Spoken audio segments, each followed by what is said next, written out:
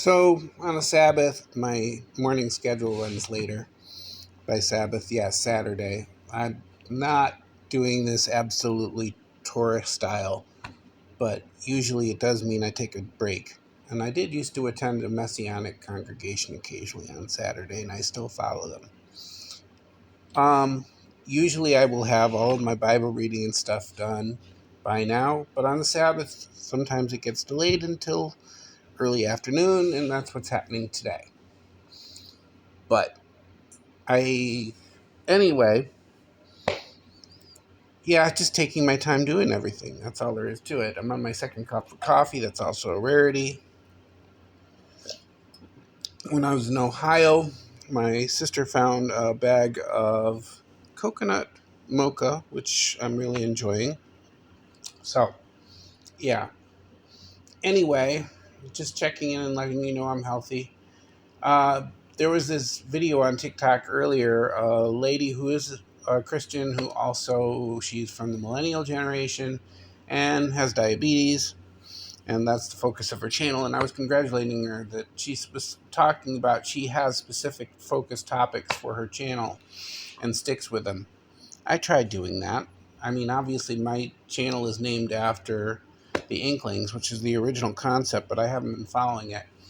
Um, so anyway, but that's basically my topic for today. It's like, how many of you guys have managed to stick with the original topic your channel was assigned to, or at least that you had thought it was going to be?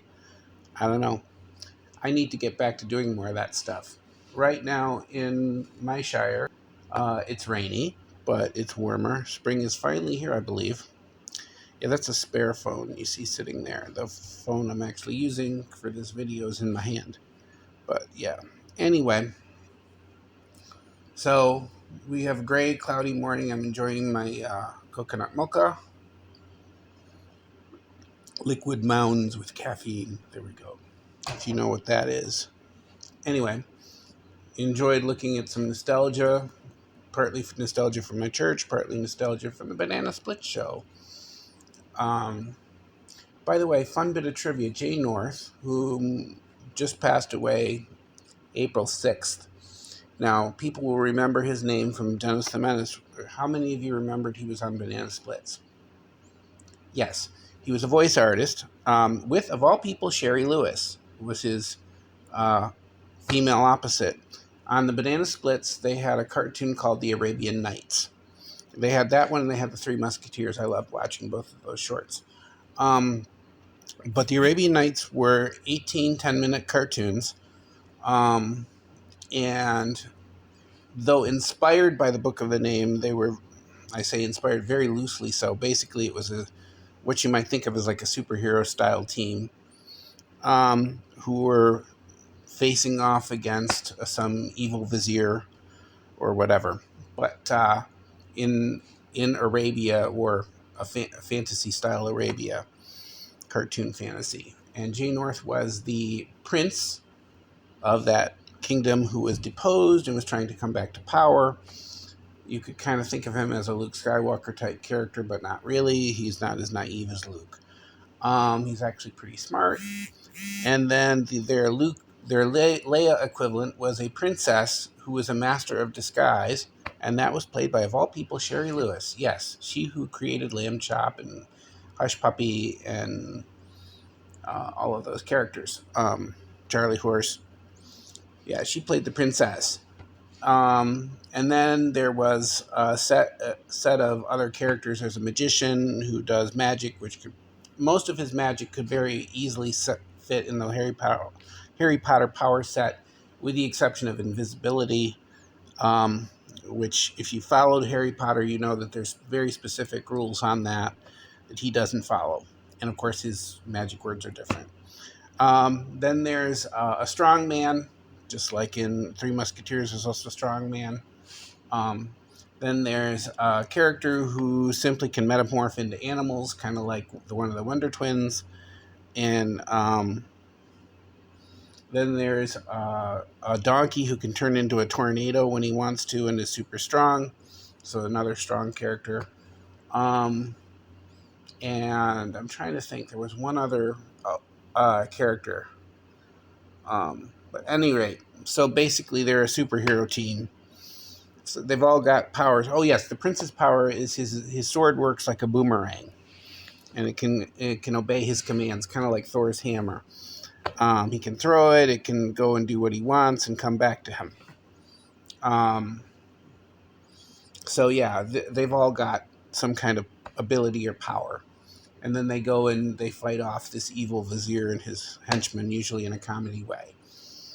So it was interesting. But anyway, that was on Banana Split. So, but Jay North is the prince with the magic sword in that particular story, and he's just passed away. So I'm kind of memorializing that. Interestingly, his death day was a couple days before my birthday because I was born April 8th. So yeah, so there's that one, and also kind of remembering Sherry Lewis. Interestingly enough, while I was on vacation, my nieces and I were watching the Sherry Lewis Passover special. Happy Passover for those of you who did that. Um, so that was kind of fun with all of her puppet characters. Speaking of puppet characters, I was also watching Darcy Lynn this morning. She has a neat sing-off with Petunia the Bunny. Um, and I kind of have it difficult to say who won because both of them sang with equal skill if you look at it in universe. If you look at outside of universe with Darcy Lynn being the puppeteer, it becomes more impressive because some of the stunts and things that she pulled as a diva with Petunia, and she's doing it on camera without a single sign that she's the puppeteer, except for maybe some very subtle stuff in the throat if you're paying attention. But seriously, that girl has skills. Anyway, so I was enjoying that. So back to original things. Do you want more Tolkien content? I would love to. If you do, let me know in the comments. I'm getting a lot of likes and things. I would like to see some comments. My Tolkien ingestion today was there's a girl on here on TikTok who's talking about the little piece of the Shire that is actually a little piece of Lothlorien. If you don't know, it's tied in with Sam Gamgee, my favorite character. It's involving something that's in the books, but not the film. It's part of Sam's inheritance from Lady Galadriel, which he got when they visited the forest after the death of Gandalf. Yes, you will. If you only know it from the films, you won't know about this. If you know it from the books, you know what I'm talking about. And it's absolutely awesome. I'll give you a hint. Spoilers. It involves the party tree. Yes, the party tree on top of Bilbo's house. I won't tell you any more than that. You should look up the video, or better yet, you should look it up in the books if you haven't already. So I'm looking at the timer on this video, and we only have a minute and a half left, so I'm going to leave it here, further up and further in, and hope you enjoy your day.